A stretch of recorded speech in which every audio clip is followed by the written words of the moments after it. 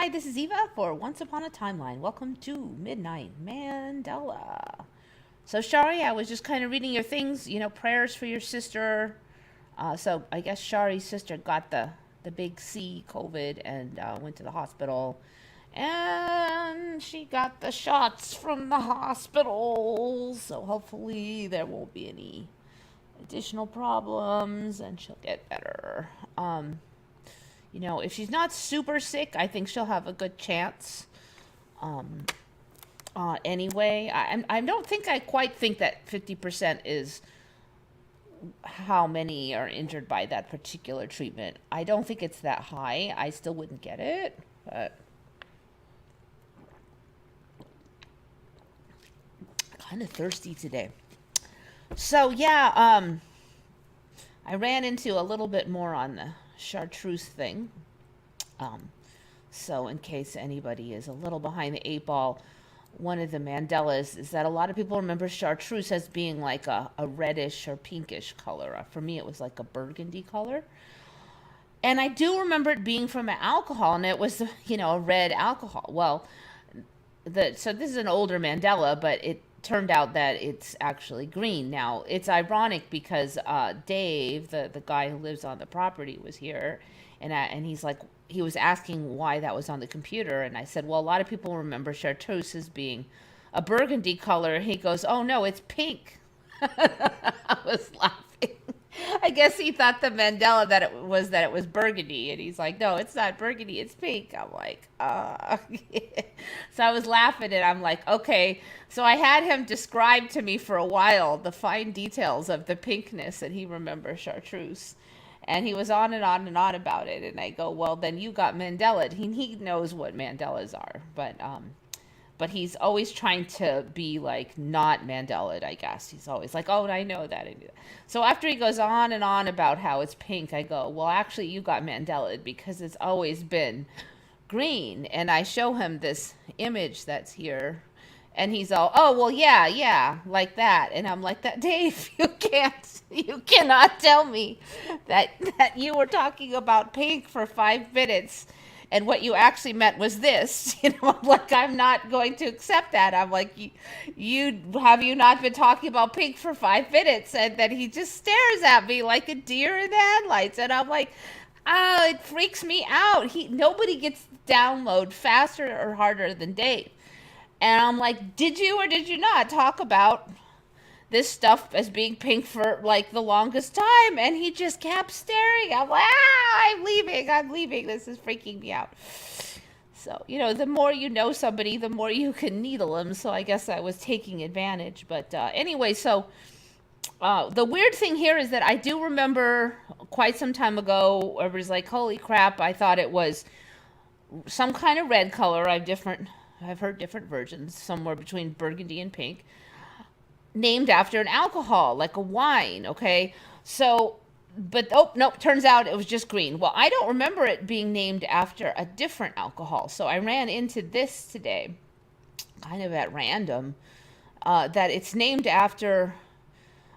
actually named after an alcohol called Chartreuse. The name of the alcohol, I'm a little slow today, is Chartreuse, and then the color was named after it, and the color, of course, is a yellowish green, made by Carthusian monks. So I'm just wondering, maybe in a different timeline they did not make a green alcohol. Most alcohols are reddish or maybe brownish, so maybe that's why Chartreuse used to be a reddish color in another timeline when they made reddish alcohol. But in this timeline, they made this greenish Chartreuse alcohol called Chartreuse. Way back, blah blah blah, 17. They're talking about what 1600s, 1700s in here is when they started. It's a big old long story. The recipe being smuggled around. Another thing I did not know, I have never heard before, is that the storyline currently is that it actually was meant to be a medication. Chartreuse is meant to be a medicine. And it has 130 secret ingredients. So a lot more secret ingredients than fried chicken. 130 different plants. Now, some of the ingredients are known. Another weird part of it is that the story is that these Carthusian monks only have supposedly 3 people alive at a time that know all of the secrets to making this alcohol. So I guess they figured all 3 of them probably won't die all at once. One of them dies. I assume another one is told all the secrets. That's the storyline anyway. So some of the things that are in Chartreuse alcohol are cinnamon, mace. I've been hearing that word a lot lately, and I have no idea what it is. Mace. Oh, it's nutmeg. Okay, I do know what nutmeg is. I don't know why they call it mace. Okay, nutmeg. Let's see, from its seed and mace from the seed covering. Oh, nutmeg from its seed and mace from the seed. Oh, okay. So its nutmeg seed covering is mace. It is also a commercial source of nutmeg. Huh, interesting. Okay, mace, lemon balm, dried hyssop. I'm not sure the pronunciation of that, but I have heard of it before. Hyssop flower tops, peppermint, thyme, costmary. I don't know what costmary is. Arnica flowers, genepi, and angelica roots are some of them. And there's a few versions of it. But basically, yeah, so it's kind of a whole thing. I just thought it was interesting. You can actually look it up on the wiki. And before anybody goes crazy about trusting Wiki is a good source of the current narrative. Whether you trust the current narrative or not, that's another thing. But I do find that it is reasonably good when it's not some kind of issue of politics or conspiracy theory or anything like that. And it's usually a pretty good synopsis, at least, of the current narrative. Let's see. So it's a liqueur. Yeah, it was some kind of gajillion proof. What was it? It was a lot. It was more than vodka, I think. It's a liqueur, so very alcoholic, like high proof. I'm not really an expert. I don't drink a lot. I just know that sometimes you swig something and it's like, wow, and other times it's like, meh. But this is one of the like, wow ones, like vodka. Yes, it's a liqueur. It's Chartreuse liqueur. So anyway, I didn't have anything really good to put up for the... I have some, but I don't have, like, it has to be something that has an image on it. A lot of things I have are concepts. Yeah, so not beer, it is liqueur.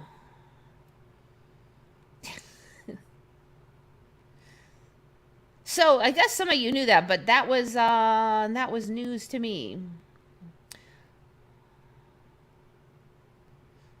So yeah, no, for like apparently for Dave and many of us, Chartreuse was always a reddish or pinkish liquor. It was actually after a wine for me, not a liqueur. It was a wine. So I'm just wondering, maybe in some timelines they invented a wine. In this timeline, they invented a medicinal liqueur.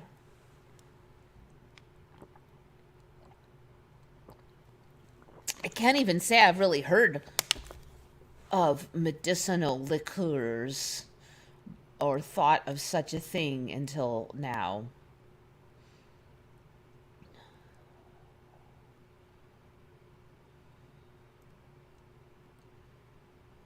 A bunch of people who don't remember the chartreuse. Yeah, and fuchsia is... Yeah, it used to be reverse. Well, fuchsia was always pink for me. There's another one. What was the other one that people remember as green and it's not? It wasn't fuchsia. Was not it. Fuchsia was always hot pink for me, and that wasn't the one. I remember it being burgundy like other wines. Yes, it was like a kind of burgundy color. It turned green. It was quite some time ago for me. 2016, I think it already had changed. It was one of the first Mandelas I knew about in that first month when I was learning a jillion of them and my head was spinning around and around.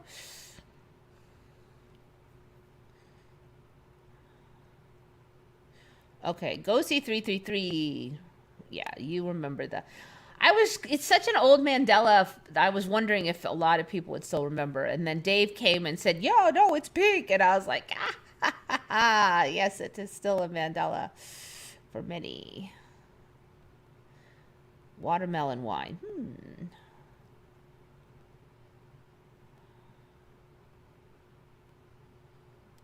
So yeah, liqueur. It didn't say anything about having any grapes in it. That's actually a good question. What all is in there? Let's see.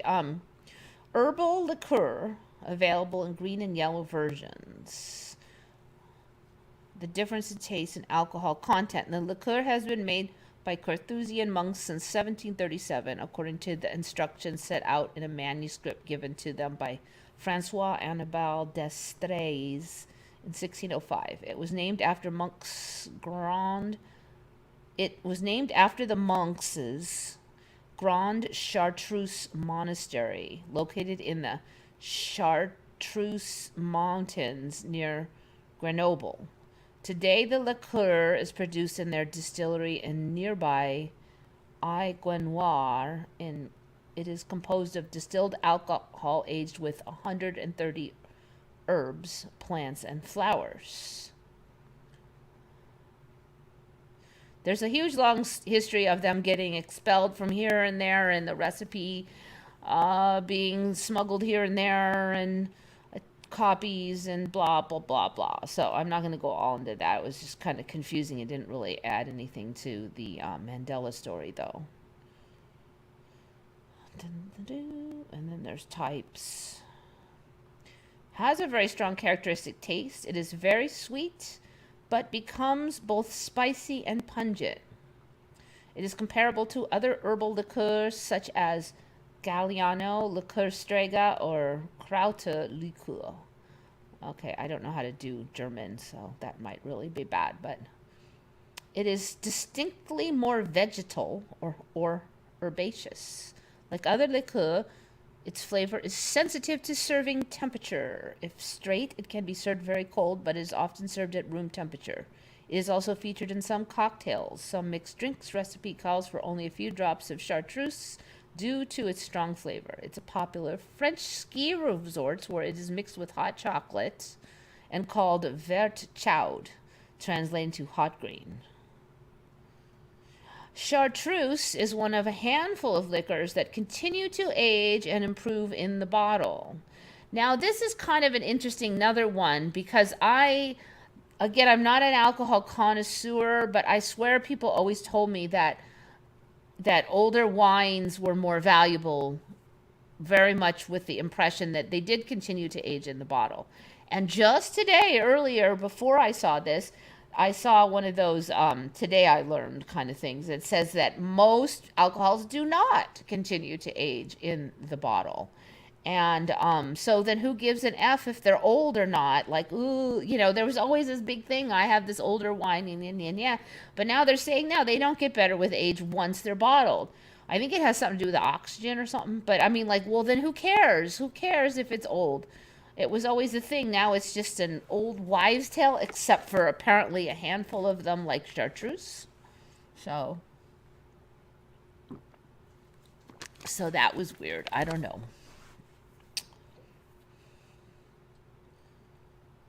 Chartreuse liqueur generally have performed well at international spirit ratings competitions. The basic green offering has won silver and double gold medals from the San Francisco World Spirits Competition. Blah, blah, blah, blah. Okay, so it tastes good. One of these days I'm going to get my claws on some of theirs. Taste it. Oh, and here's the pertinent part. Chartreuse gives its name to the color chartreuse, which was first used as a term of color in 1884. Chartreuse yellow is a color originally named chartreuse in 1892 after yellow chartreuse liquor. But since 1987, it has been called chartreuse yellow to avoid confusion with the green version of chartreuse. Okay, but basically the story is that the color is named after this liquor.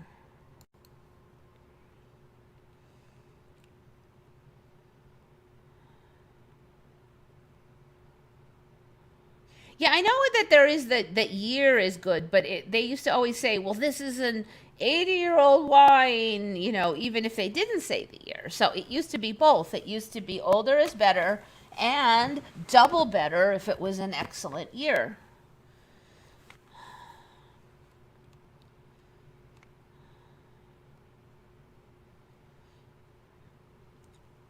No, because they're not remaining in, these are,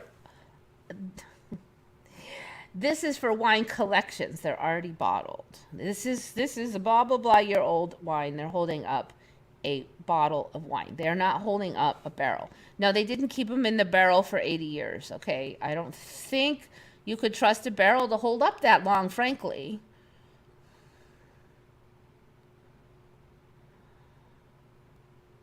Anyone seen or tried the pine cone jam?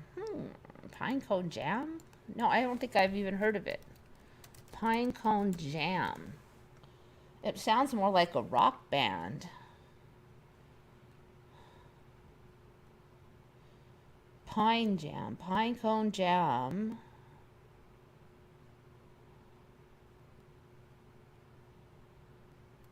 Ugh, what? There's pine cones?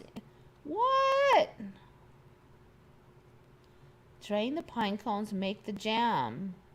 That doesn't sound good at all. Has anybody ever had this stuff? That sounds horrible.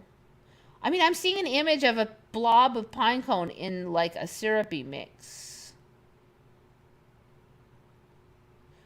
A tongue scraping oxymoron or a soothing and familiar treat that depends on where you come from. In Eastern Europe and Russia, sweet pine cone preserves are sold in stores by vendors.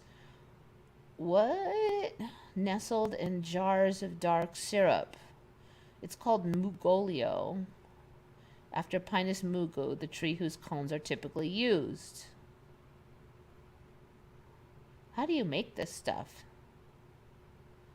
I did know I wanted to experiment with the Bud Light cones I would see forming at the tips of the same branches.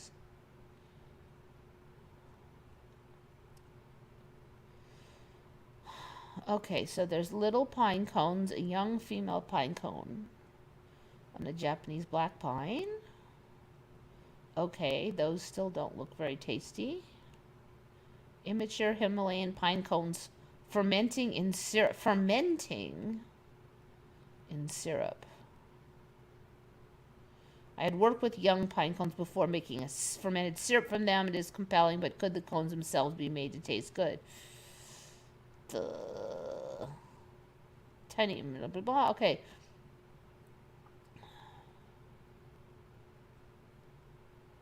Yeah, it doesn't really look very good.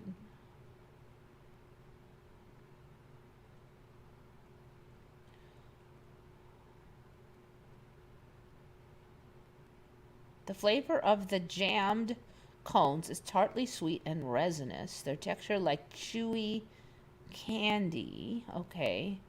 The honey, their cooking medium, so you cook them in honey, is rich like molasses licked from a spoon in a pine forest. Is also a very versatile ingredient. So I guess you're just taking these little things and cooking them in honey. Ice cream made with the honey from the pine cone jam.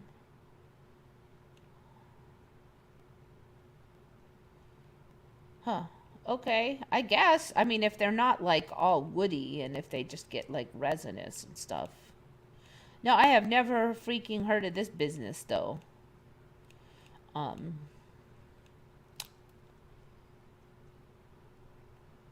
Cones from any pine species will make good jam.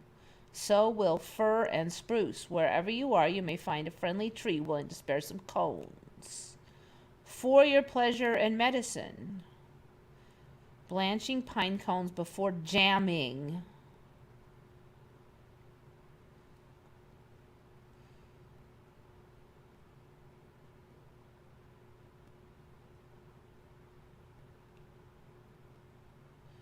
Place the cones in a pot, cover with water, cook for 5 minutes, turn off heat. A layer of resin will collect on the surface. Carefully scoop it off and discard. Drain the pine cones Add the sugar and 4 cups of water to the pot with the boiled cones. Stir, bring to a boil. Boil, turn off, boil, turn off, blah, blah, blah. If a cone is now chewable and pleasantly sweet, and the liquid dark and sticky, they are done. If not, repeat the boil cool steps. Bottle the jam in sterile jars. Okay, so you're basically cooking them, boiling them in honey. Huh. Well, I don't know. That's weird. Could be medicinal.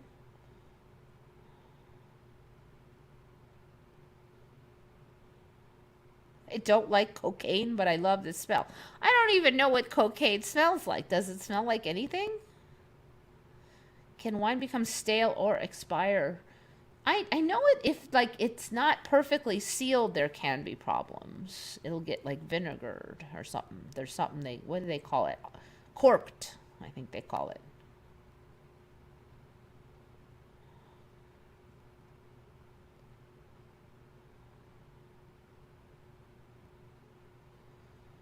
Pine nuts. Well, pine nuts are different. They're like nuts. They're not like the whole knob. So I'm trying to think. I don't think pine is super poisonous. They use it for pine sol and all kinds of stuff. You can take the pine needles and you can make tea for a lot of, not all of, I don't know if you can do it for all of them, but I know for some of them you can.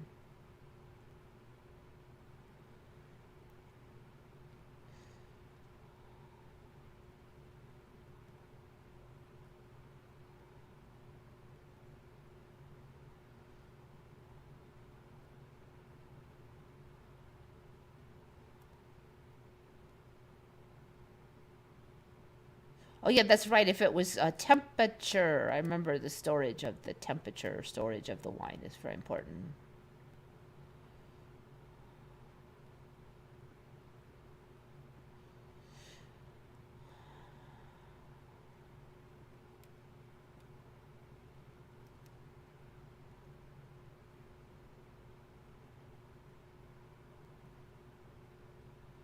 Yeah, my understanding is that when the what's that word for the wine guy, sommelier, I think it is, pops, and then he sniffs. That is why he's sniffing, to make sure that the wine is not corked. And then when it passes the sniff test, then you get the pour. Did you know that a video about Russia saying they were thinking about nuking Yellowstone, and a guy named Grand Supreme News has a video that the Doomsday plane landed in Iceland about 2 hours ago? No, I've not heard that, but I don't know why they would want to loot. Oh, like they would nuke Yellowstone and then like the volcano would go off or something, the super volcano. Yeah, I'm not really worried about it, frankly. I don't know. Things are weirder. The storylines are weirder every second. And there's always one like that. There's always at least 10 like that floating around that any second now we're all going to be blown to kingdom come. So I'm sorry. I don't think so.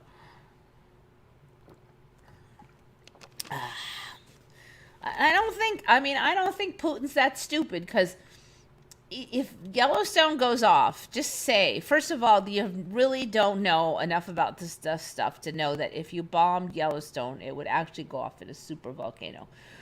But even if it did, first of all, we would see where those bombs came from.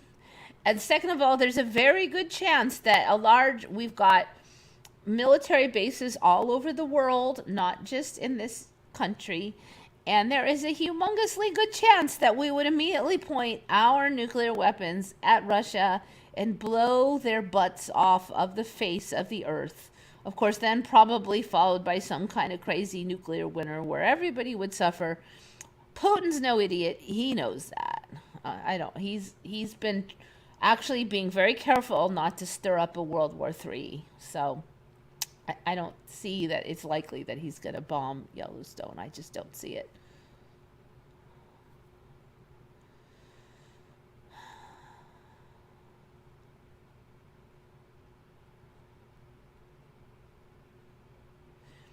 even that whole thing, they only started saying that about 15 years ago for me, that it was actually a super volcano, Yellowstone. Woo.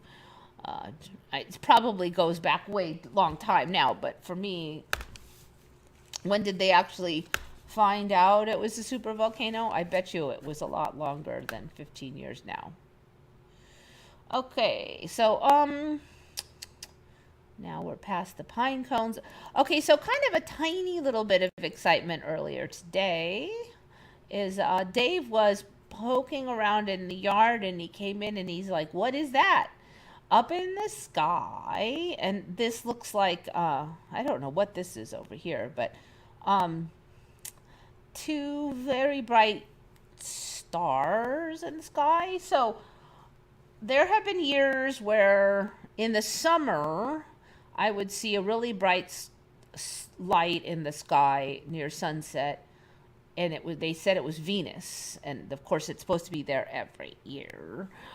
That was the first year I saw it, so that freaked me out because I saw that for like a month. It was like every day. Like the first day I saw it, I'm like, there must be a huge plane coming. And then the next day I saw it again. I'm like, well, I don't think that's the same plane from yesterday. So something's going on. So I kind of watched and I realized, no, it's some kind of stationary light.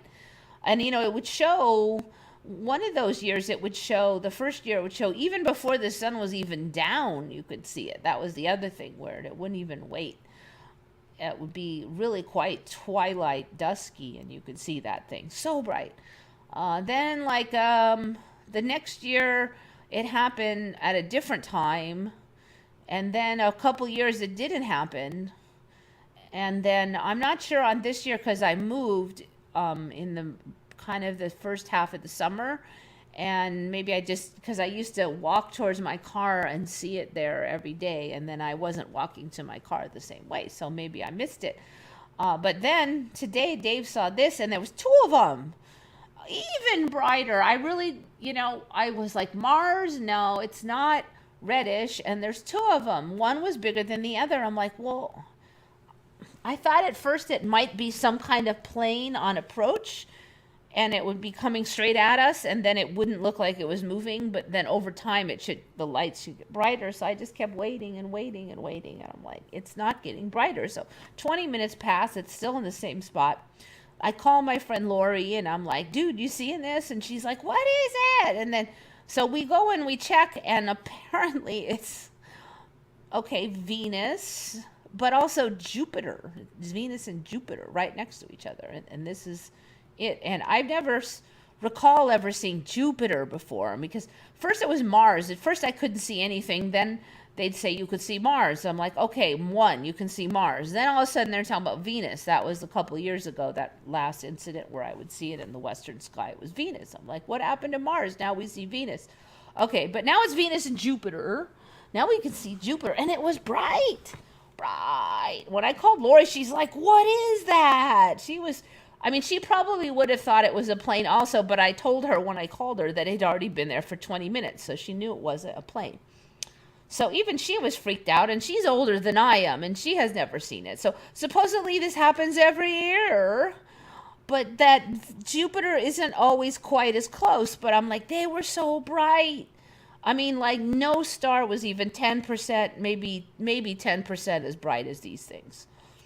So anyway, flip me out. And then I looked it up, and there's a lot of the articles said there were a lot of people calling into like the emergency lines. Like, what is that? Probably this whole balloon China thing has probably stirred people up, but it definitely was not natural. And, you got to realize Dave's older than I am. Lori's older than I am. And I am not a spring chicken. And none of us have ever seen this in our lives or anything like this. So we're like, of course people are calling 911, I'm like, I will go for calling the internet to see what's happening, and maybe my friend, because I know that the world is weird now. But yeah, Jupiter, very bright. That was quite the shock. Yes, you not only can see it, it was bright. So that is Venus. I don't know can you really see it? I was trying to take pictures, but you ever try to take pictures of a bright dot? It looks, your eyeballs think it's really dark or bright, but your brain is like, meh. I mean, your camera's like, man, that's a nothing, babies. But yeah, I don't. That's not helping. I'm not helping at all. So yeah, you can see Jupiter. I'm waiting. We're gonna see what's next. What's after Jupiter? We're gonna end up seeing Pluto if this keeps up. Just, you know, what is that famous painting, Starry Night? The painting Starry Night. I keep wondering if we're gonna see like what's in that painting. Because they always said, oh, well, he's just has bad vision and a big imagination or something. But Starry Night. I wonder if we're going to see it. I haven't actually looked at this painting in a while.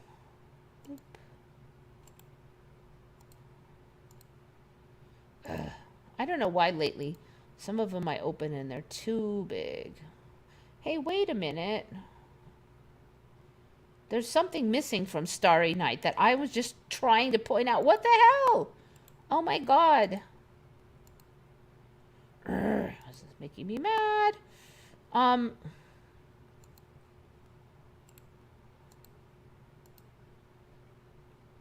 it. I just want an ordinary size image of this.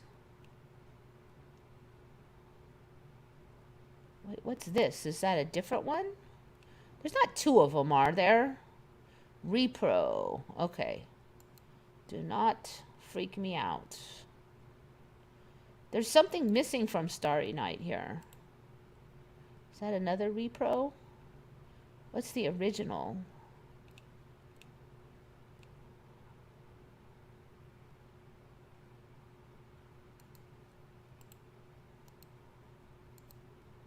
Why are they all so big? I don't know why my camera's doing this. What the heck? Why are there so many versions?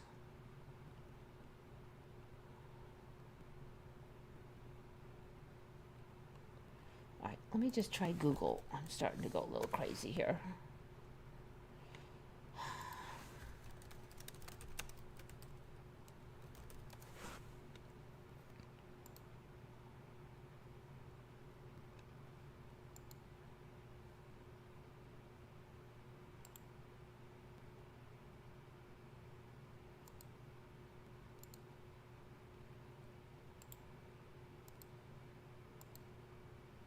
All right, there, a decent size. Okay, there is something missing here that I was specifically going to show. I remember in Starry Night there was like a little galaxy thing there. Like one of these was like a little galaxy or something. It looked like maybe like a, or not a, was it a galaxy or like a solar system or something. There was something in here. It wasn't just a light with a halo around it. There was like a little solar system thing in here. I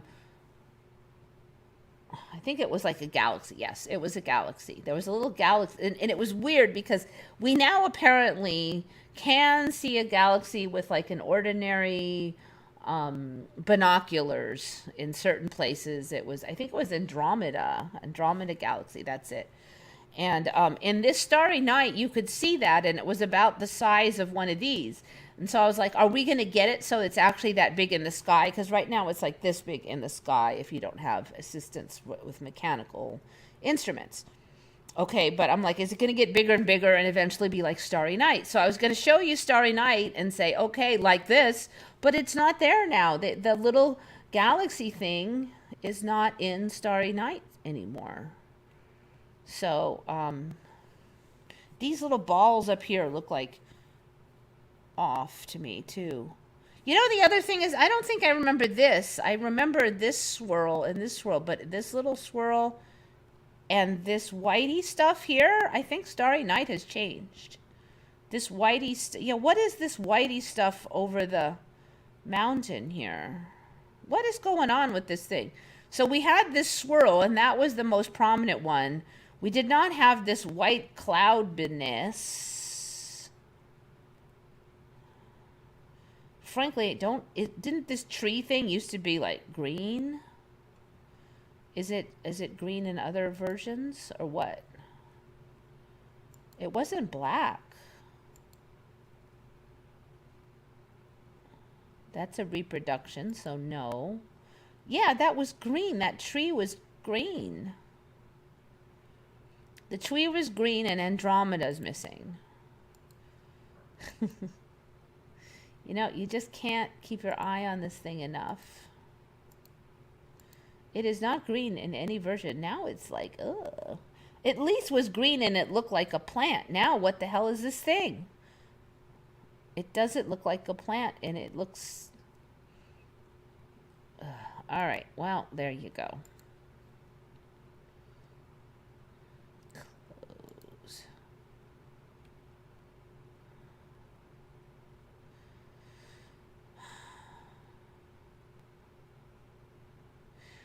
Oh yeah, the dust. Okay, yes, I did hear about that, Queenie. So that was in Maryland, and someplace really near to Maryland, which are like a little bit like east of Ohio. So the Ohio had that train wreck, and then they burnt off all those weird chemicals, some of which there was multiple different kinds, and that was some weeks ago. So about 2 days ago, I believe it was, out of the clear night sky, an ashy material landed on cars all over Maryland, and some were really near there, and those are right on the coast. And so people kind of flipping out because they never saw such a thing, and it was a pretty good thick coating of it, like it completely whitened the vehicles in some places. Other places that had snow at the time, some of them were reporting that the snow was mixed with something. So they would, like, say normally if you have snow on your windshield, you'll smack off the majority of the snow and then there'll be clear water. But instead of clear water, there was this milky crap. So it seemed like there was some of this powdery stuff in the snow. Some people said it smelled like chemicals. Of course, the mainstream media is like, oh, it's just like dust blown in from far away. You know, it's just white and chemically smelling. And nobody ever saw it in that region ever, but it's nothing. So I'm like, okay, is this Ohio train wreck crap? Is this Mandela Effect crap? There was this weird metal fire not super far from there, like a week before that. Was it that? I don't know. Pinwheel Galaxy, and now it was a pinwheel galaxy, and how would he have known about that is why it was weird. Okay, so Monty, you remember that galaxy thing. Okay, I have to say I only knew it was a galaxy. I did not know, like, I just assumed it must be Andromeda because Andromeda started showing up. Now, I don't remember there being an easy to see Andromeda galaxy in my old timeline, but yeah, I'm glad you remember it. Okay, so that white stuff by the mountain, I'm assuming, talking about the painting now. Speaking of white stuff, okay, so the painting, white stuff by the mountain, and the galaxy's missing. Yeah. So yeah, I don't know. I have not heard anything on that. The ash fell. I'm assuming people took samples. I have not heard of any toxicology or analysis being done. The police were saying that they got lots of calls, saying, emergency 911 and all that. But of course, nobody cares, right? I don't know. Is it the timeline? Is it the government? I don't know what's going on, but it seems the continents merge. The solar system is getting smaller, and we will soon see all the planets. That was what I was thinking earlier. I'm like, the planet is getting smaller, so the galaxy must be cranking in too, and we're starting to see more stuff. All the planets will soon be on one side of the sun, and Earth will be the only one on the other side of the sun, I assume you're saying. Didn't we already do that like a couple years ago, where only Earth was on one side?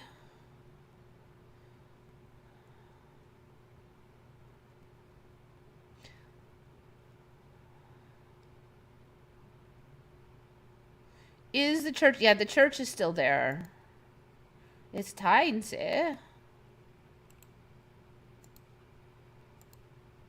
So there's the church. Boop.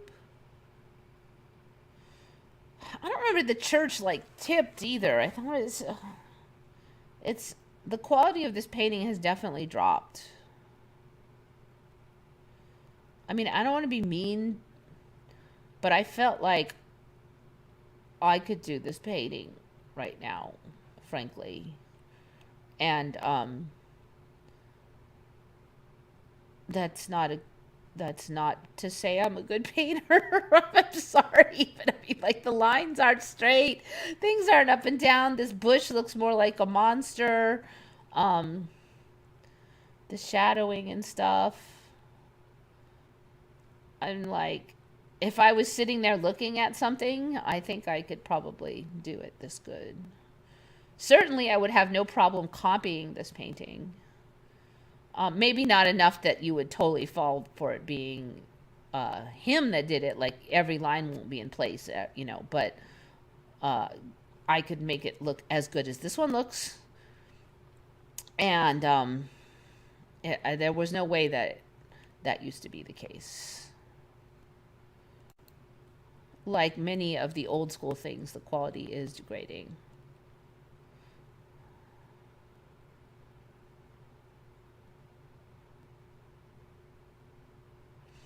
So, I do wonder, okay, we have this weird crash with that, and then, of course, we have to have the political blame game business.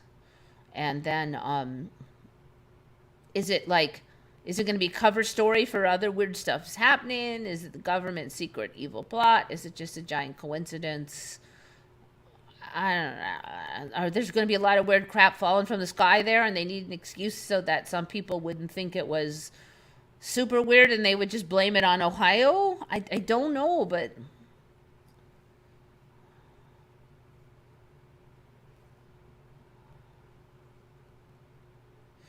all right. There is no all loving, all powerful God because of suffering. So your feeling is because of suffering, either God is not real, hence suffering just happened. God is all powerful but not all loving, or God is all loving but not all powerful, or God is not all powerful. I don't think I agree, because the nature of humans that I've seen is that if we had everything all perfect, we'd be bored, like, pretty fast. And like, if kids that get everything and are given everything because their parents don't want them to suffer, so every time they're like, wah, I want this, I want that, the parents give it to them and they keep giving it to them.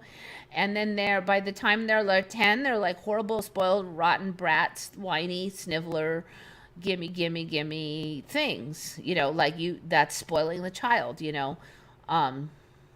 There's an old saying, and I would not go this far with it, but the saying is, spare the rod, spoil the child. Now, they're talking about actually smacking a kid with a rod. I would say, though, that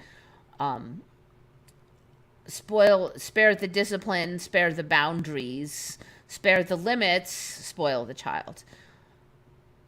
What kind of creatures would we be if we got everything we wanted very quickly? I don't think we would be very good creatures. Not every one of us may be, but there does seem to be something about the nature of us as creatures that learning involves both the good and the bad. And just like, say, your child is trying to put a square peg in a round hole and they're not getting it, and then they get kind of upset. Do you run over there and do you do it for them? Or do you let them get frustrated and you work it out? Just like my math teacher used to say, that there was a lot of research that showed that if you got really frustrated and upset with a problem, like a math problem we're talking about here, you would remember it a lot better. Once you figured out the answer, you'd be like, it'd be in your head. The emotion leads to the learning. So I think that's why these things do have to happen. I do think that you can have way less suffering, but if you do, then you will have way less learning. So, like, why do humans watch scary movies? Why do we go on roller coasters? Why do we want to climb Mount Everest? Why do I want to finish the 10-mile hike even though I'm tired at 8 miles? Just want to finish the 10, got to finish the 10, got to get to the end. Why? Why do we do those things? Because there's some kind of learning growth process from that struggle. As much as you may hate it at the time, at the end, you're stronger. So I suspect that's why.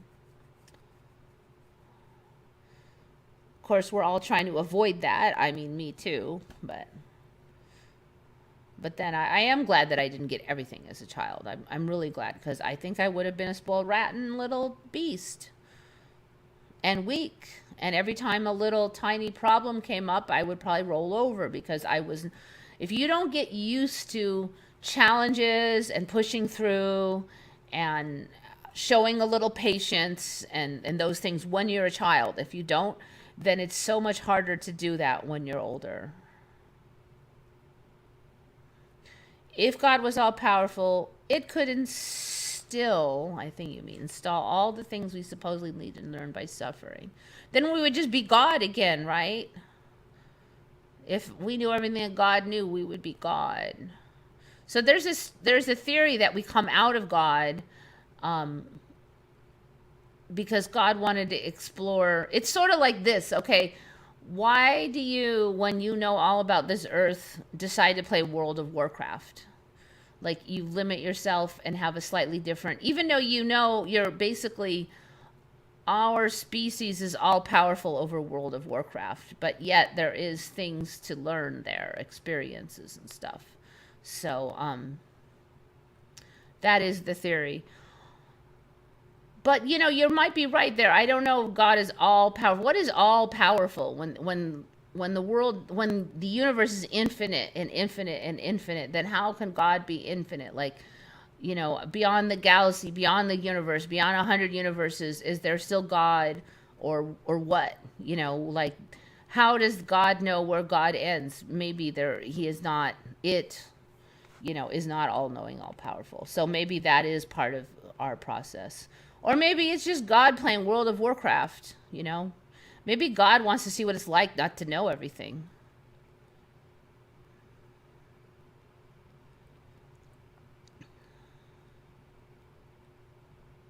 Without some sort of contrast, life is meaningless. Yeah. So, that's the thing. Okay, so could God instill in us everything that God knows? Then wouldn't we just be God? We would just be a part of him. We would just be exactly the same as him. So is there a point to that? Just make a whole bunch of gods just like yourself. It would be like mitosis. And part of it is, we don't understand why we're here. We don't understand that situation. So I can't say you're wrong, but I wouldn't say that those are the only possibilities. That's the point I'm trying to get to. Those could be possible. Those are very possible possibilities. I just don't think they're the only possibilities. Just peeked at the painting, The Kiss. The painting, The Kiss. Do I even know that painting? The Kiss.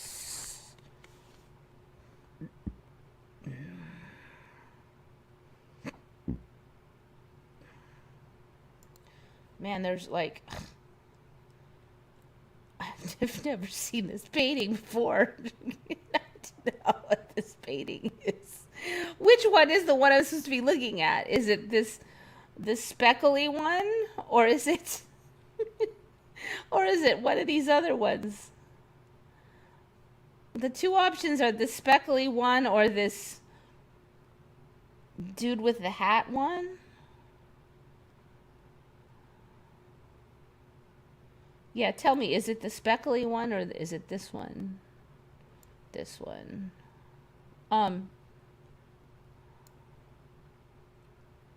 I freaking never seen these before in my entire life. So is this supposed to be a famous painting?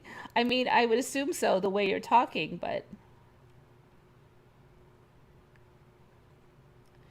The story behind Gustav Klimt's symbolist painting, The Kiss, depicts an embracing couple kneeling in a grassy patch of wildflowers. Okay, it must be that speckly one then. Yeah, that definitely looks has anybody ever seen this thing before? What the heck? Is that real? I mean, that is a really I'm sorry, but it's not very good. It kind of looks like somebody cut and pasted out this photo and then this one, and then really badly drew in the rest of his stuff, which is bad.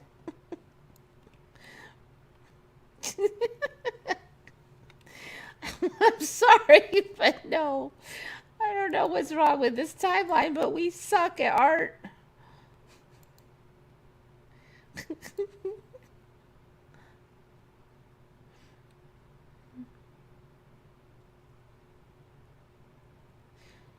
God could instantly instill the knowledge in us without suffering if God was okay. All powerful means he could. He could. I would. Yes, I agree with you there. But there may be a reason why he doesn't, and it may not be like cruelty. Maybe he was bored. That's why he created us, and he didn't want us to be bored. You know.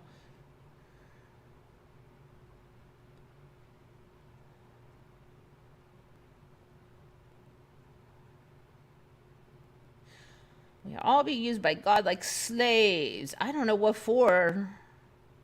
I mean, see, the stuff with this is we're just guessing. I mean, I can't sit here and say, I know it's this way.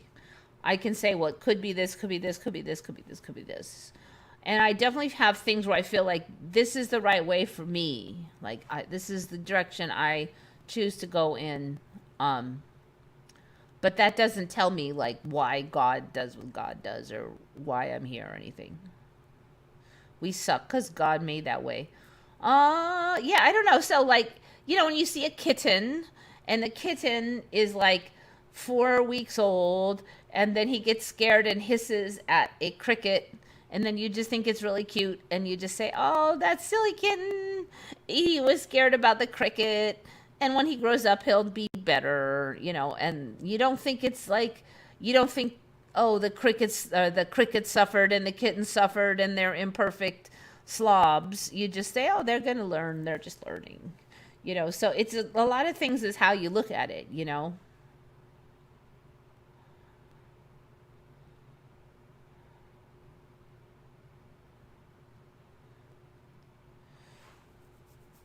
And I think you have to say like, ethics is a creation of humans. Dogs don't have ethics. Cats don't know about ethics. They just do what they want to do. I do feel like there are certain things I should do, and they generally fall along the typical ethics things. But there's some that say that we're all just parts of each other. So, like, maybe that's why you really shouldn't be mean to your fellow man because you're all connected, you know, then you're actually hurting yourself. Like if this hand said, I hate this hand, this hand is lazy and doesn't have to work and I have to do all the work because I'm the right hand and this hand is a slob and I am going to kill that hand. You know, it looks obviously stupid because the two hands are connected and the stabbing of this hand will affect here, which will affect somewhat down here. And, you know, it's just like you could bring the whole thing down by the injury to this one and it all makes sense. So maybe that's why ethics are what they are. Maybe ethics are due unto others because you're all connected, you know, so maybe that's the basic of ethics. Do we really understand why we have ethics? It gets so confusing where they come from and why we should do them. I mean, like, if I want a flat screen TV and you're not looking, why don't I just steal it? Well, the reason is because I'll feel bad, you know, but why do I? You know, like, it's almost like a selfish thing, too, because it's like, I think about how you'll suffer and then I feel bad. So the reason I don't do it is because I don't want to feel bad about your suffering. But if I was like a total sociopath and I didn't feel bad, then there's not really anything stopping me other than maybe I would get caught and go to prison, which would make me feel bad, right? But if it's still kind of weirdly, all of the things still are kind of selfish when you go back to that, even ethics.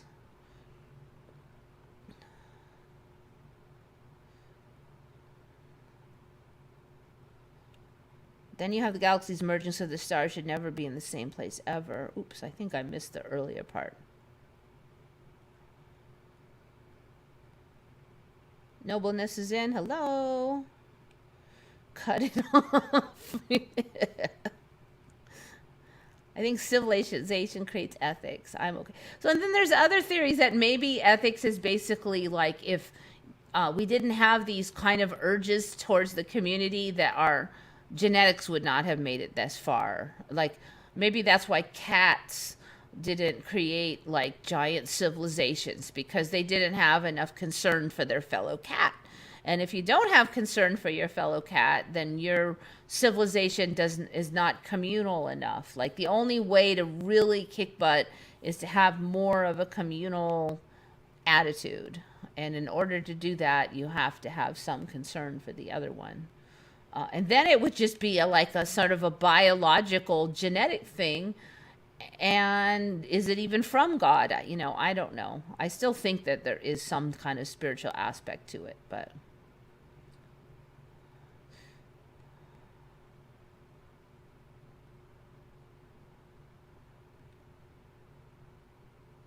I was surprised to hear there was a Monet and a Manet as a famous painter.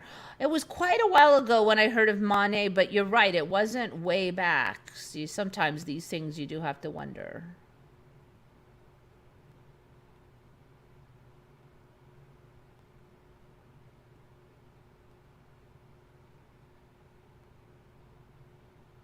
Yeah, the Kiss by Klimt isn't. I don't think it's good art. Sorry, not what I'm looking at right now. I'm sorry, but that looks like a meme that somebody cobbled together. This good art? What the hell? That it doesn't. This is just a blob of stuff. I'm sorry, but the arm. No. This really looks like it was cut and pasted out of some photo. This piece. That part there shows some artistic skill, but not like some huge amount. Yeah, no, I'm sorry, dude. I'm just not impressed at all. I'm sorry. The one I remember had gold throughout it. It wasn't so white. It was beautiful too. Now it's crap. Okay, well, I'm glad that you see it, because I'm not surprised. It probably once was good, because I have definitely seen the Scream used to be a lot better. The Pyramids, not the painting, but the real deals used to be a lot better. And Starry Night, and the only one that doesn't suck so bad is the Mona Lisa still has some decent quality, but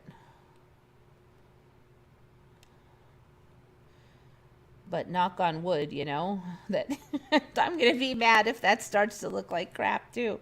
I do feel like the background of the Mona Lisa is kind of wonky now, though. It's been that way a while. I have seen that Kiss painting before. It was entirely different and better. Oh yeah, Last Supper was very realistic for me originally, and like way better, but completely different. It's been changing and changing and changing. Now it has kind of not changed greatly in the last 4 or 5 years, but man, it was like a whole different deal for me.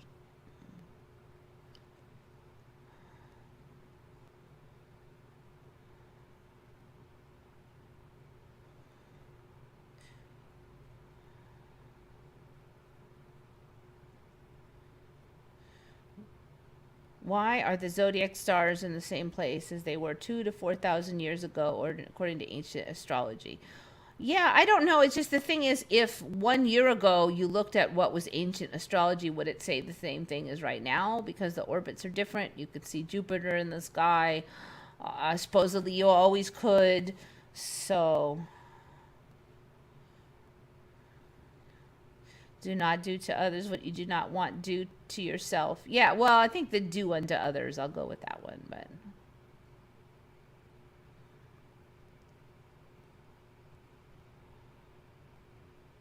yeah, that I know a lot of people are like the King Tut's headpiece thing. I do just remember one thing in the middle, and I'm pretty sure it was like a cobra, but I'm just that one's not a strong one for me because it's not something I really paid attention to. So that's why I don't talk about it as much. But yeah, I just remember one snake. No, snake and vulture.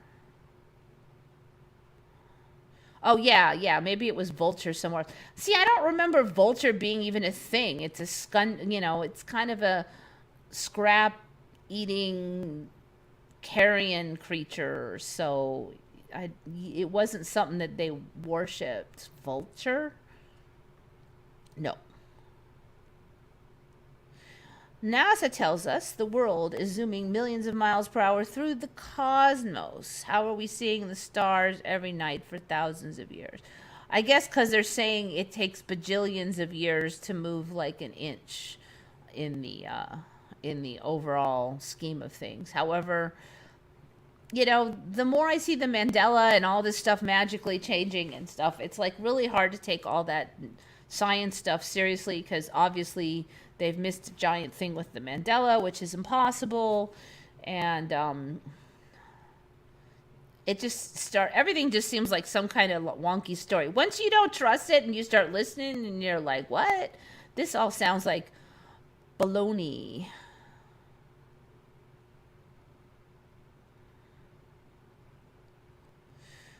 If Jesus did come back, okay, so you're talking about more like atrocities. See, that's the other thing we don't know. We really don't know how much is reality and how much is fiction and how much are non-player characters and how much are real people and how much is a story that you're told. For all I know anymore, and the way the world is so weird, North Korea could be like it could have been like the nicest place on earth. It could be like paradise. It could be the Garden of Eden is located in North Korea, and we're just told it's icky and bad, so none of us will go there. I mean, who the heck knows?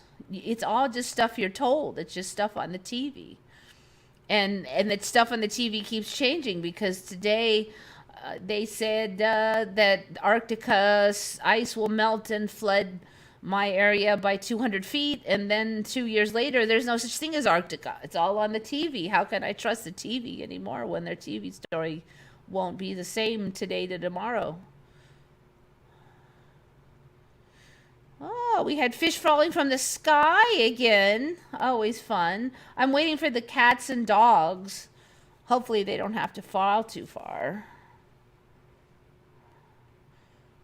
More fish. So I've had this on before. Fish fell from the sky. And they say like somehow tornadoes or something scoop them up. How in the heck does a tornado scoop up fish, but it doesn't scoop up any seaweed? It doesn't scoop up any plastic bags. It doesn't scoop up any floating detritus. Nothing. It just scoops up fish. Like, explain to me how that happens. Only fish. And then carries them and flops them down. Weird fish rain in Australia. It feels like these fish scoops are getting bigger, too. Fish dropped from the sky during a period of severe rain and storm. Fish falling from the sky has different reviews for science. Has different reviews by science and the Holy Koran. A similar occurrence was encountered in the same city in Australia 2 times. This is the 3rd time it has occurred since we first noticed it. Are these photos even real? Because they look crazy.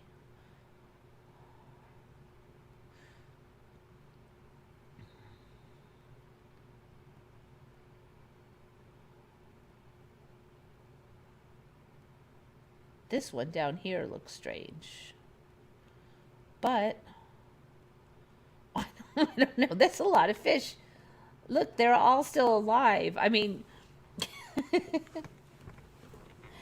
can you imagine, say you were like in a starvation situation and then like fish rained from the skies? Can you imagine that? See, this is 2015. Okay, so this is older one. So yeah, we've had these on before.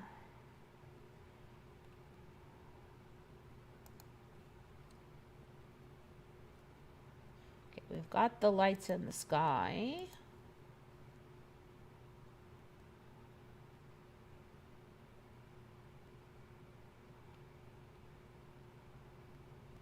These days it could be AI art. That's right, but that's a 2015 article, so probably not. But yeah, that is a big concern for me now with the AI art. You already can't trust stuff that much, but now it's like, I don't know how long before everybody starts using this art program and like half the stuff on there is bull. I've definitely heard, remarks like, oh, lately there's lots of weird video of images in the sky. There's lots of more of these weird photos. Well, yeah, because it's a lot easier to fake them. Or is it not that? I don't know. I'm assuming so, but that will cover for this extreme strangeness, wouldn't it? If you can't trust anything, then all kinds of strange stuff could happen all over the world, and then you try to tell people and they're like, nah, that's just AI art. So it could be like a cover. How could they stay in the sky long enough to travel anywhere? Yeah, but then how do like big chunks of ice stay in the sky? I've spent a lot of time trying to figure that out. And then they're like, well, high winds hold them up. I'm like, well, if a wind could hold up giant chunks of ice, then how can planes fly through at all? Wouldn't they just all, the minute the plane hit that, wouldn't they just blast up into the air too? Like planes don't just go along and go, oop, you hit the ice winds. Whoosh. So that also confuses me. I've been thinking about that for years now. So when this fish thing comes up, I'm like, it's not really any weirder than ice, is it? Although you could still wonder how they got up there.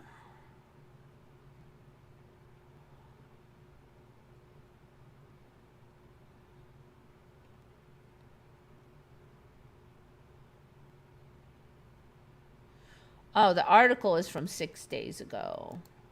Oops. Let me try that one more time. So it's an article about something that happened in 2015?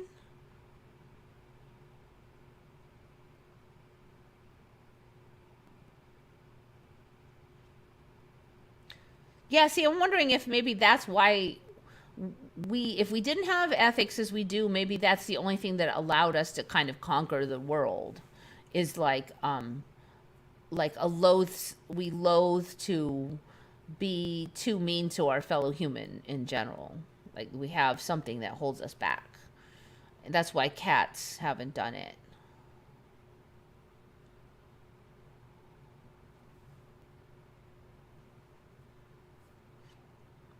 So then there's of course there's some people, not a small number, that believe that we create our own reality. So God plugs us down here and everything that happens is us. We create our own reality. We choose where we want to go live. We choose the challenges. So then there's no cruelty involved because we picked it all. Because we wanted to learn. So that's another huge one. If, somebody wants to go do something stupid and you're like, no, don't do it, man. Listen, that's a bad idea. And they go, no, I want to do it. Yeah, okay. All right, that's what you want to do. They picked. All right, let me look again. Oh, yeah, by 6 days ago.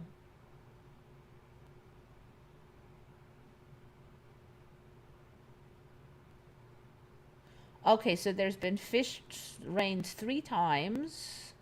And I'm guessing that these are old photos.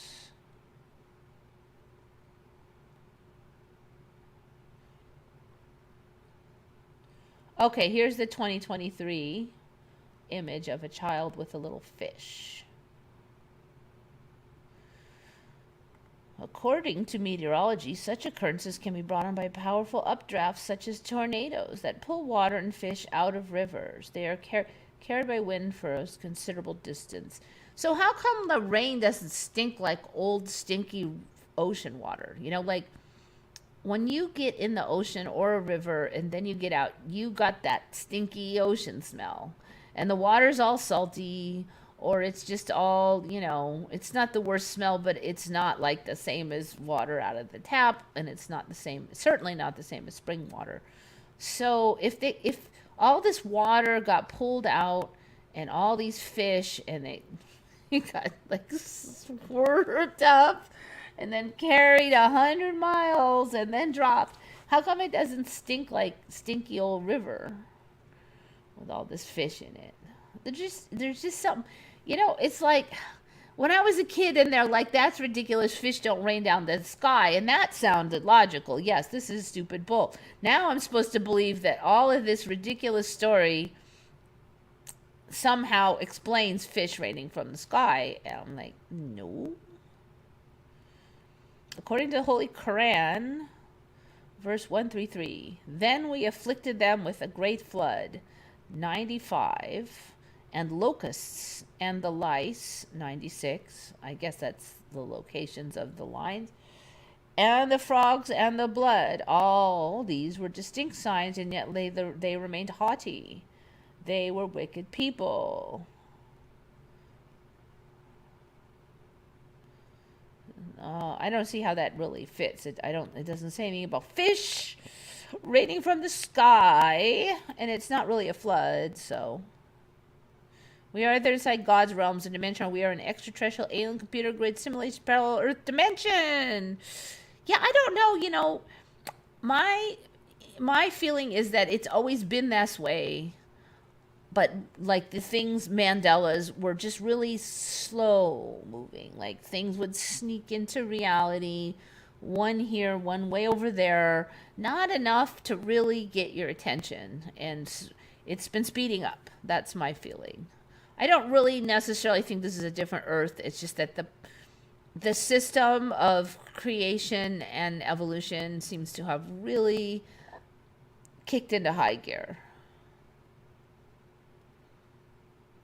That's anyway my opinion. I certainly can understand why you think what you think, because sometimes I am thinking that too, though. There's definitely like, where is this place? What am I doing here?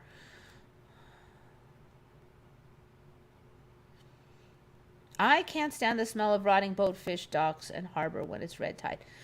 When it's red tide. It's weird here. The red tides I've been able to catch, including the one time I was able to get down there and see the bioluminescent waters.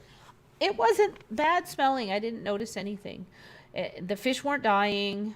There was a whole drama how maybe it's poisonous. We don't know. This is the first time it ever happened. And I'm like, screw it. I'm going to go. If I get sick, it's worth it.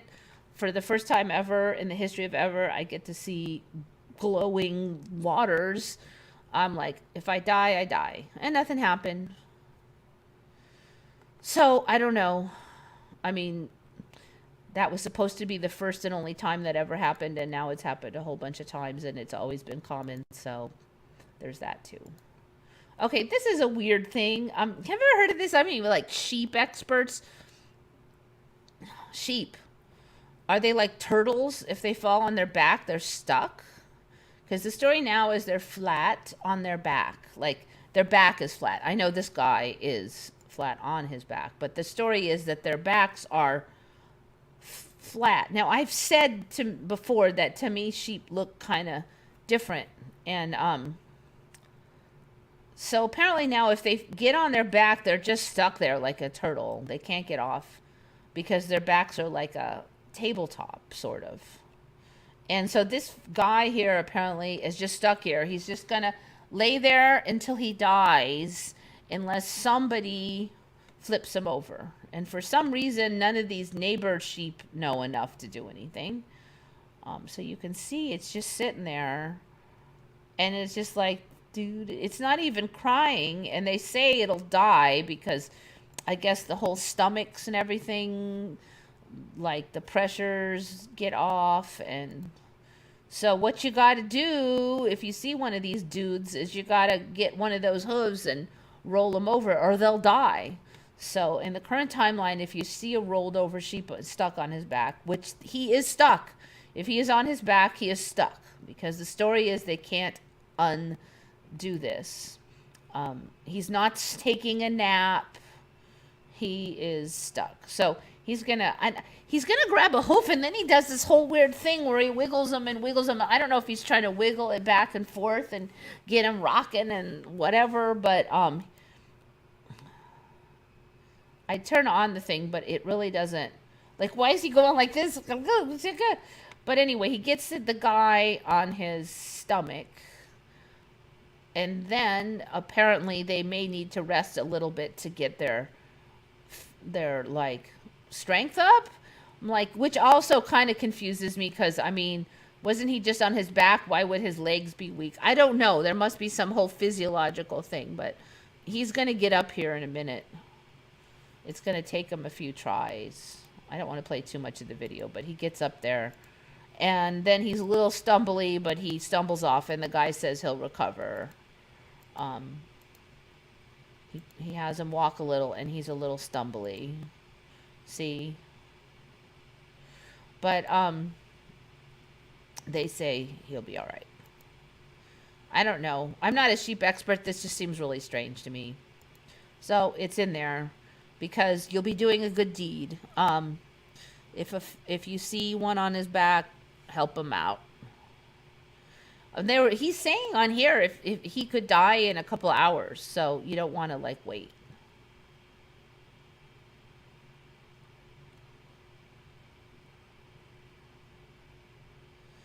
Why would people breed an animal with such a defect? I don't know. You would think that the defect alone would be enough to kind of weed that problem out. Why would it be so hard for them to have a little bit of hump so they could roll off? I mean, that's not really going to affect the amount of wool on them or anything.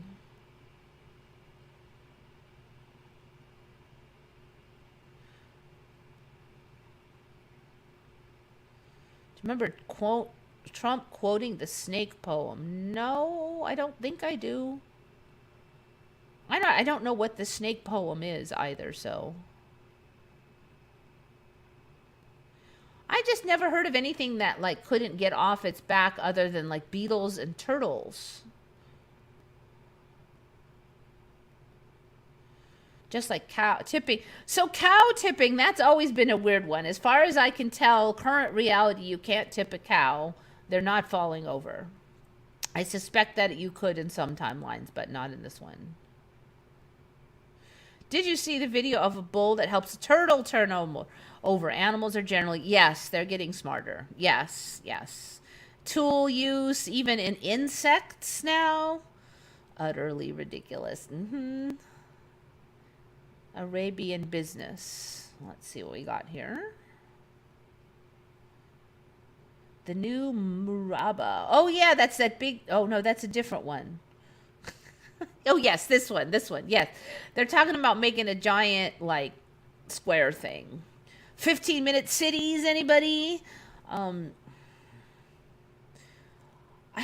really think they should just build one and see how it goes and learn from it and then put another one up. But no, the timeline is in too much of a hurry, apparently. Because they're already building that thing called the line, which is just like, it's basically, it's like beehive housing. Everybody gets squished into a tight area, like a very tight city. It's going to be like New York, only tighter. Now, theoretically, there could be some good things about it. Be it more efficient. If you theoretically, with the efficiency, you could get a lot of cost savings. Whether that really happens or another question. It's doable. It would make transportation way more efficient. There could be good things. Of course, if it comes with, me not being allowed to drive out of town without getting a permit 6 months in advance or something, well, then I say that sucks. So, there could be really good or it could be really bad. Or a combination of the two. I mean, maybe it will be like, I don't know if you ever saw Westworld, but the outside world where the people lived instead of the robot creatures. I forgot what they call those. It didn't look like a bad world overall. And, if you needed to get somewhere, you could just tap a button and like an automated vehicle would pull up and you could get in and it'll blah, blah, blah. That would be nice. But on the flip side, of course, there are lots of rooms for abuse of the government. So will be interesting to see how also humans could get along or not in such tight pack quarters. So, one of the things I like about my current place is I've got some acreage. The neighbors are a distance off. So if they're irritating, it's no big deal because there's just the more space, the easier it is to get along with someone. My current neighbors are pretty good, but the neighbor that used to be over there was a little churlish, and it just wasn't a problem with them being a block away.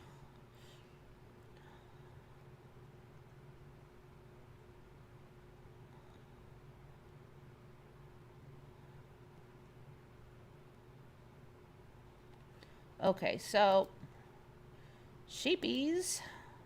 This is another one. I've kind of heard of this one, but it's what did you call this thing again? I forgot already.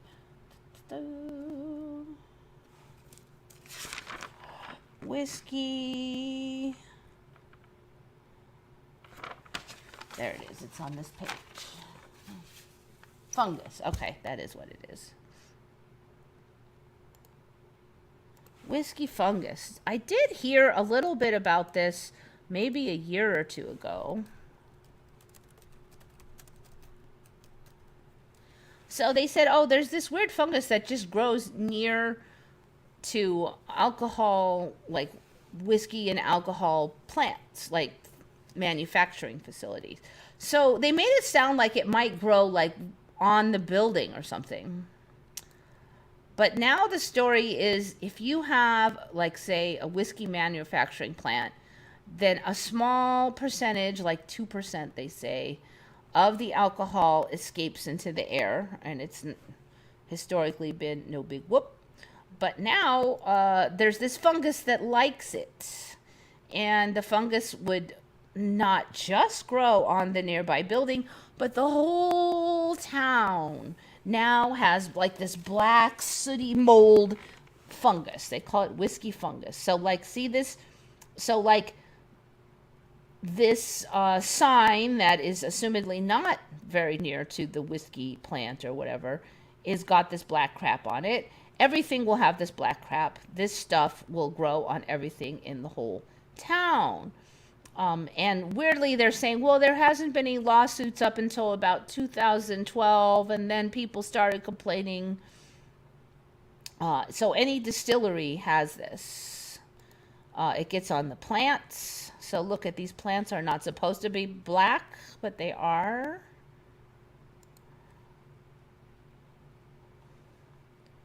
A Jack Daniels building project is to be halted after a neighbor argued that she was facing a plague of whiskey fungus caused by escaping alcohol vapors. Claimed her property was coated in fungus, which appears as a black crust. Okay, so this image here, it's kind of hard to see, but all this black stuff is actually, except for this lines, those are windows, but all this bottom black stuff is the fungus on a distillery.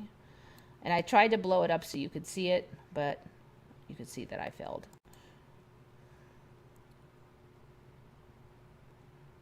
If you go on one of these distillery tours, they will tell you about the angel's share that goes into the atmosphere. And unfortunately, that also results in the devil's fungus. Okay, so see all of this black crap all on everything.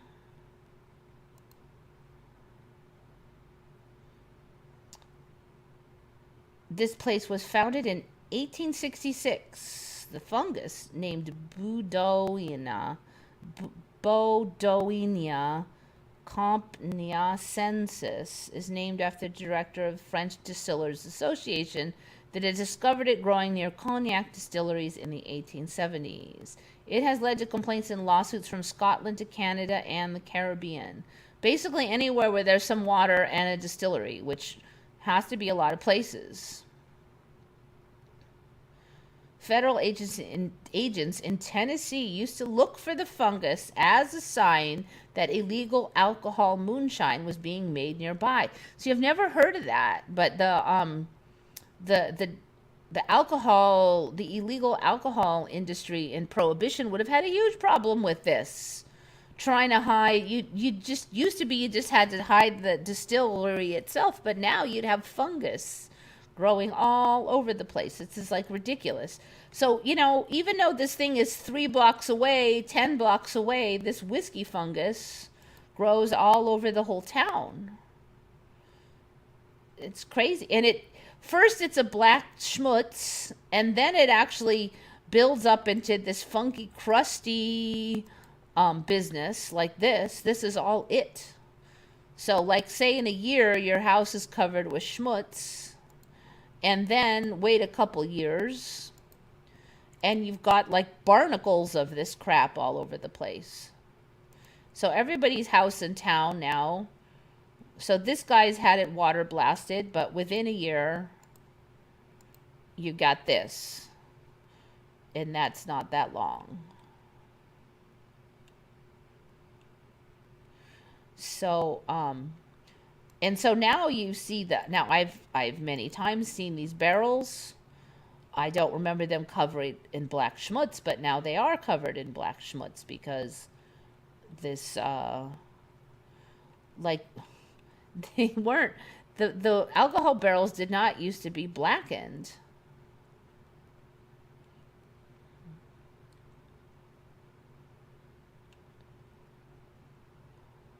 So people just have to keep power washing and power washing and power washing.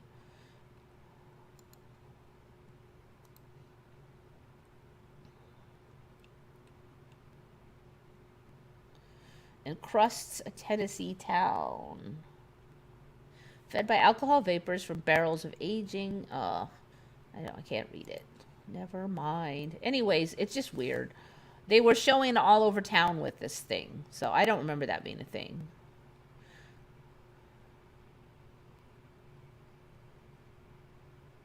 So they weren't saying like these sheep that got stuck were any special kind of sheep. Apparently they said sheep have flat backs. And because they have flat backs, this is what happened. There was no like such and such breeding or anything. It's just sheep have flat backs. Yeah, why aren't wine and beer barrels all over the world afflicted with this fungus? Well, supposedly they are, yet you can still see images of them not being. So are those like new ones? Did they water blast them in between each, they go and clean off the schmutz all the time? Is that why they're clean? But then it would be all inside the building and everything. Should find that again. Let me go to the Google because it has better images. Hate to say anything good about Google, but there you go. See, and I still spell it the old way, but it has an E now. Whiskey. Ugh, it just looks wrong with the E in the whiskey. Alright, so you could see more here. The backs of everything. See, all of these houses are all... I mean, it's like it's like almost like God is punishing you. Okay, here's that building that I had on earlier. All of this supposedly, all under here, is the schmutz from that whiskey fungus.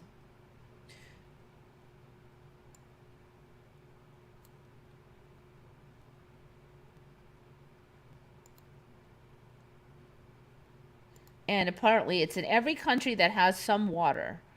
Because the stuff needs, the fungus needs alcohol in the air and some moisture. So if there's like dew in the morning, that would be enough. So like, see all of this?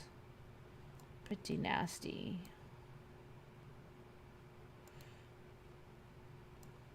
This house is supposed to be white, but all of this black, it's all of these houses, all of this black. It's all from it. Now, I would guess that it gets a little bit more. Look at these ones. So these ones are black. Supposedly it is harmless, though. Like, it doesn't poison you or anything. Ooh, there. Maybe I can see it better on this one now. Nope. How can it be such a... Why is it that this is a big image, but it shows up so small? But you can see here, all of this is from that. So, something's going on. I don't know. It's almost like God's punishment. Like if you make alcohol, you're going to have your entire town covered in black schmutz.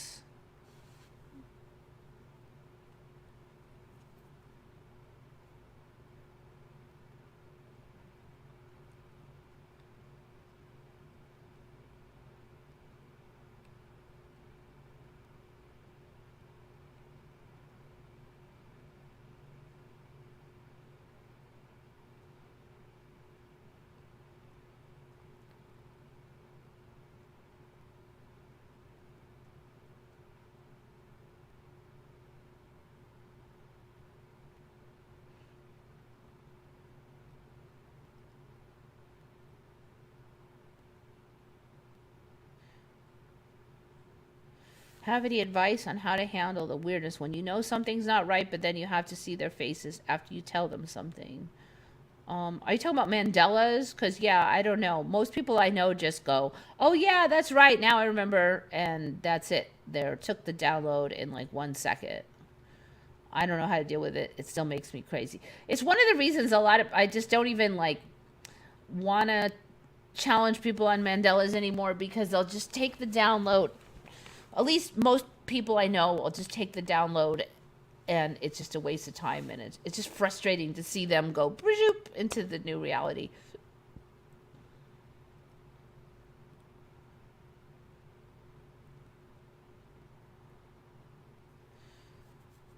Okay, so what am I up? There's that one.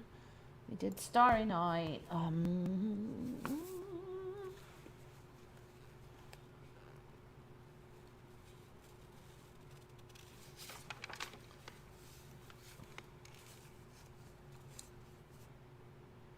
got that one. This one was weird. Okay, speaking of weird stuff dropping from the sky.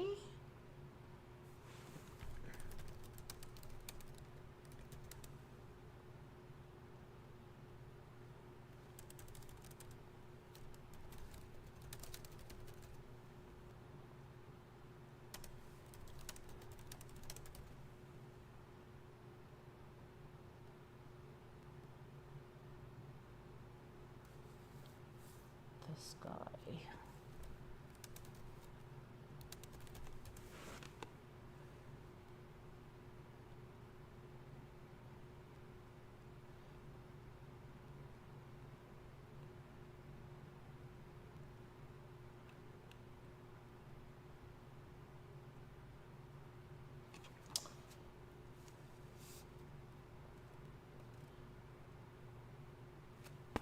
It was India today. Must be this one. Yep, here it is. So there is this little town in India called Jatinga. And apparently every year some really weird things happens with birds. And the story is this has been happening for hundreds of years, but through various weird events, nobody wanted to talk about it, and the village was kind of far away. And but the basic story is that this little village, in the months between in the days between August 15 and August 15 and October 31, if it is foggy, cloudy, or misty, or lightly rainy, and the wind blows south to north, and there is no moon, on those days, such days, in a strip of land that is 1.5 kilometers long and 200 meters wide,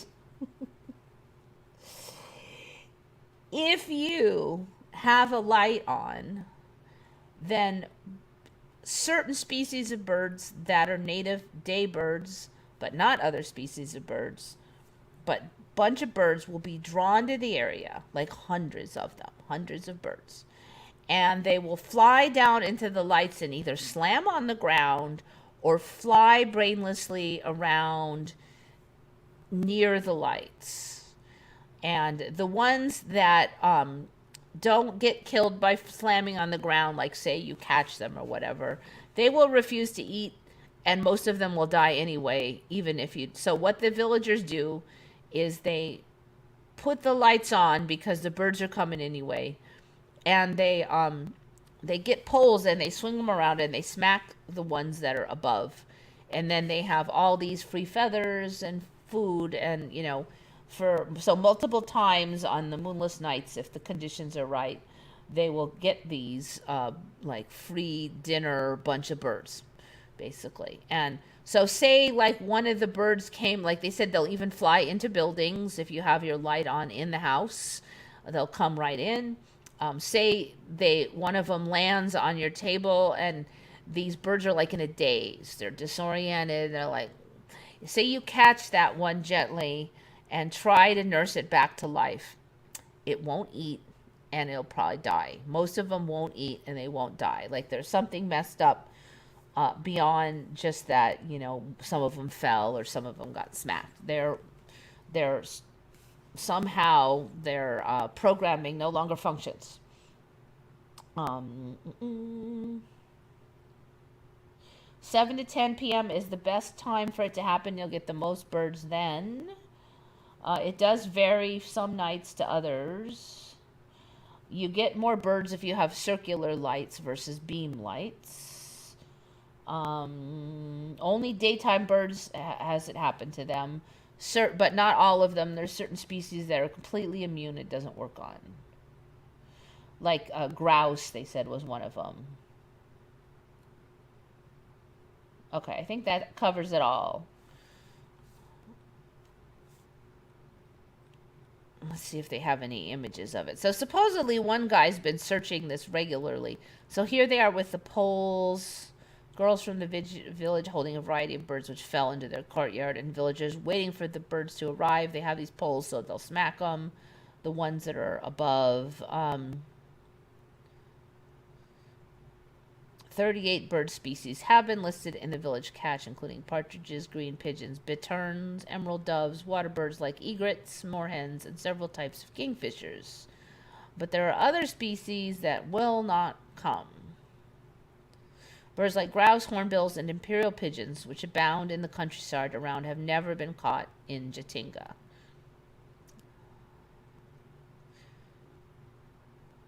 Also, mynas, sparrows, and thrushes never go. It never happens to them. So one of the theories is that like is a rainy season, and maybe there's some weird EM field thing that happens when the moon is somewhere else, and there's a lot of the wind maybe stirs up the EM fields, electrical magnetic fields, certain ways that like scrambles their brains and makes them. Apparently, they fly to the village though. That's the thing. So, and one person tried to put a really bright light, and they don't just go for that light either. So that didn't work. It's bizarre. So it's Jatinga village. So, of course, there's this big old long story about why nobody knew about it before now and all this. And then it's just the weird timeline stuff. I don't know.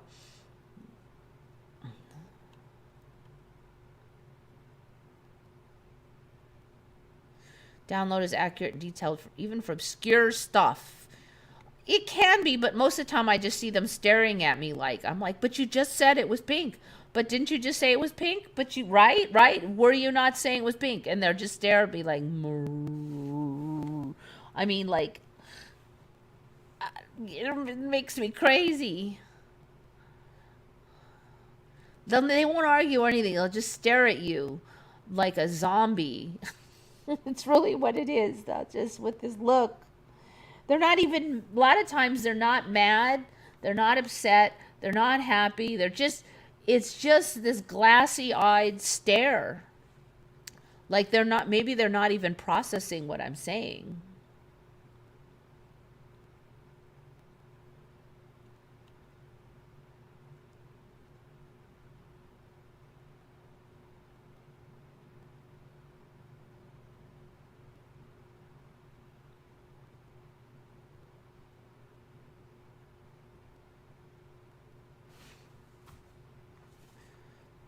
So yeah, I will mention I'll mention the Mandela to new people, maybe just to kind of test the waters. But most of the people I've already tried and I've given up. How can flip-flop evidence be erased but not our memories? Are our consciousness housed separately from our simulated reality? It could be, and I'm just thinking that maybe some of us are just not plugged into the matrix enough to get the downloads. We'd rather know the truth, or we're just not plugged in enough. So it does kind of seem like more stubborn types get less downloads. Like Dave is very much always trying to fit in with the crowd type. And so he also, I guess, wants to fit in with the reality, and he wants to be in the same reality as the majority is in. And so it's knowing his personality, it's not really surprising.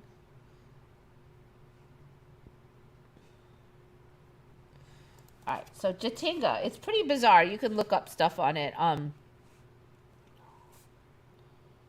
got that one. There's a new dog breed that's kind of weird too. It's called so I'm always looking at these ancient breeds because I used to have one. My last dog was an ancient breed, not this particular species, but so another one showed up. I actually found this one because of the the GPT-3. Yeah. I asked it about all the ancient breeds, and it had this one. And so, I mean, of course, it could be that I just never heard of it, but I have really researched these and all the listings. And so this one is called the Norwegian Lundehund. Hopefully I'm pronouncing it right. So these guys, not only are they super massively cute, they're like 15 pounds, little cutie dogs. Oh, they're so cute.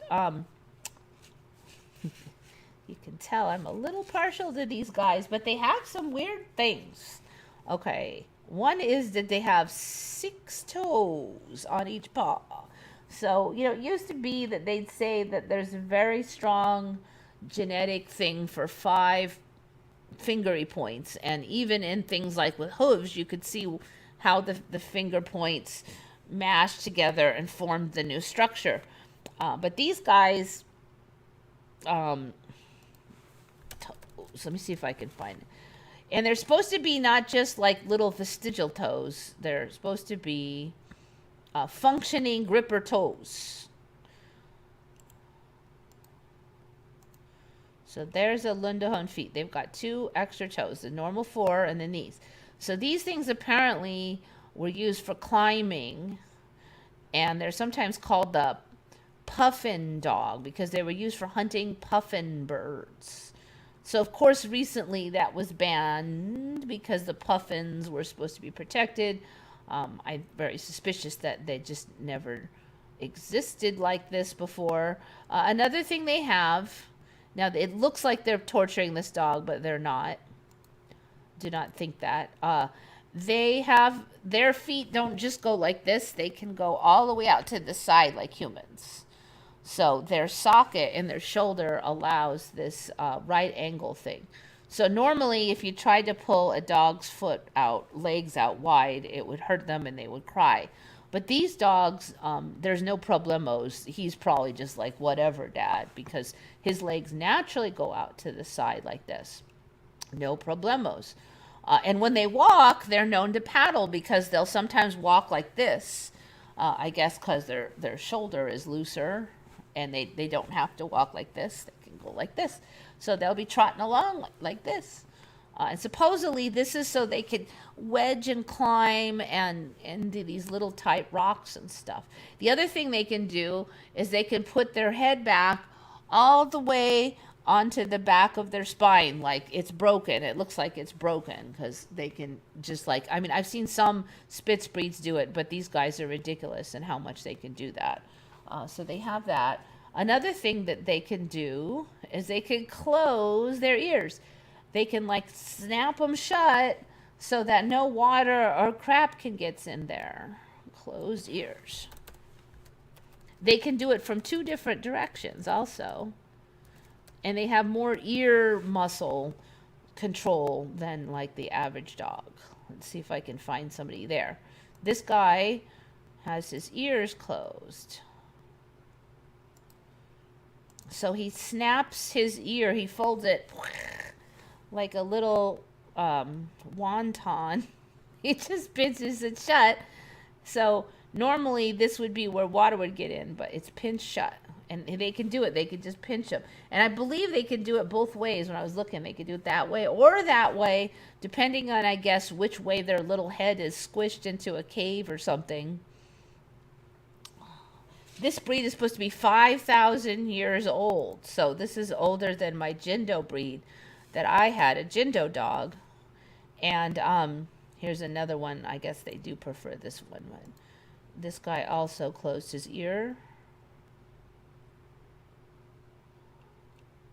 Right, there shows the toes. Oh, I forgot. Then they have a weird top paw pad too. Forgot about that. I don't know if you could really see it, but the paw pad, instead of just being like here and here, it kind of just like is one giant long paw pad. And then the extra toes. I've only seen one image of that, so I'm still a little confused on how that works. But there's the ear closed. Of course, they're very smart.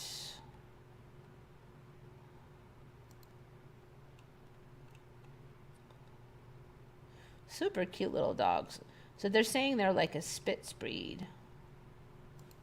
Oh, and the toes are not, they're triple jointed. Like they can move way more than normal toes. Like I've heard of double jointed, but they're saying they're triple jointed. Oh, and I think it did show that one did show his head tipped back. It looks like they broke their neck, but nope, that's just the direction their head can turn.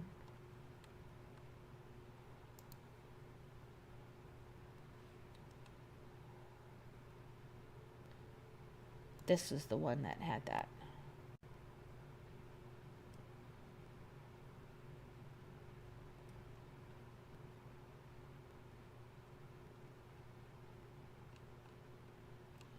Oh, this one is all in Norwegian, I guess. Anyways, this ancient breed is just like got a lot of weird stuff.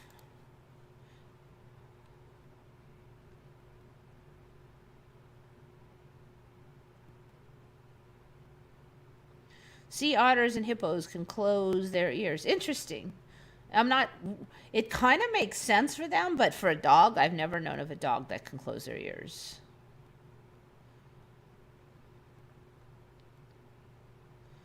There's a new manned animal, a giant stork with a weird hairdo and spike cords. Oh, the birds, they keep growing those weird dangly bits. Goat pupils are creepy. Yeah, they used to just be round for me originally. A lot of animals have gotten, even horses now don't have round eyes. They have like these weird long eyes. Let's see, giant stork. Let's just type in weird and see what we find. We've already seen a number of pretty weird storks. All right. Oh, that thing. I think we've had those on. The thing has gotten bigger, though.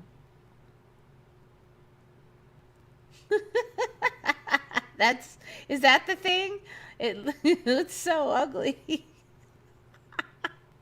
Why have that? I don't know. Yeah. We've had this one on with the red.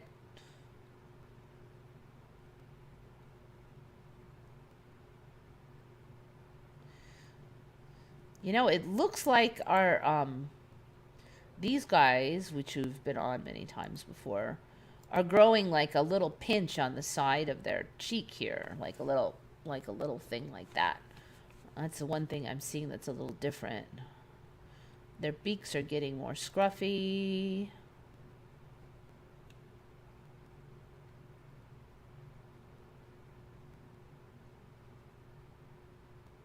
Yeah, that was the one that was on last time. I do think we've had this weird one on, though. The big... Where did it go? Here. What is this even called? Pinterest.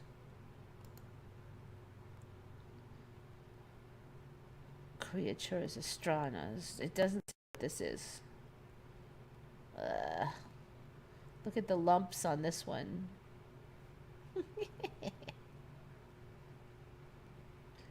Lesser Adjutant Stork.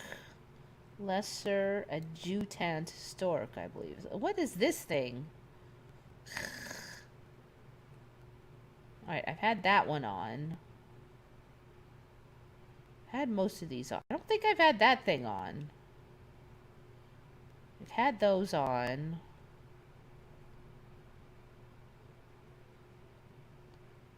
I don't think I've seen that one. That one's been on. Alright, Lesser Adjutant Stork.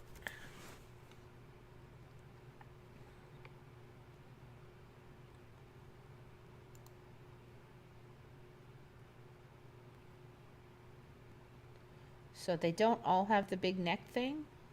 Or they labeled it wrong, because I don't see any of them with the big neck thing on here.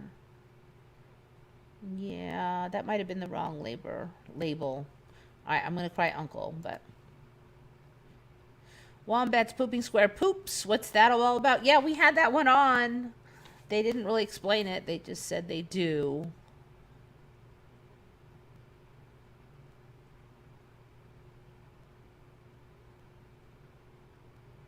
So you have a different creepy stork, not that particular creepy stork.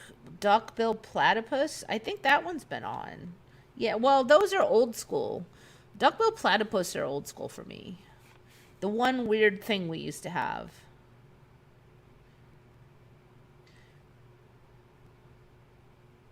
We don't take the updates in the dreamlike state if you're also in the truth, not living a lie. I guess, yeah. I mean, Dave just really wants to fit in with, like, whatever everybody else is doing.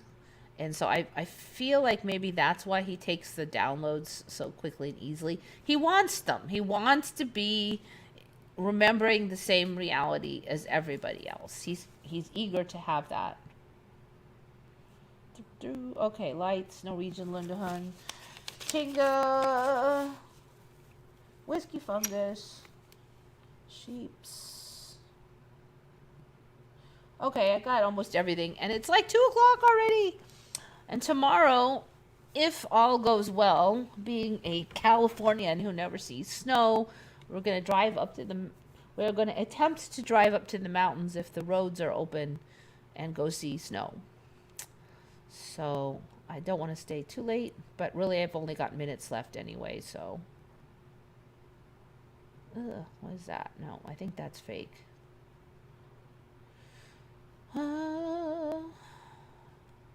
I don't know, you'll have to find out what the name of that weird stork is, because I'm not finding it. The flashing tilefish.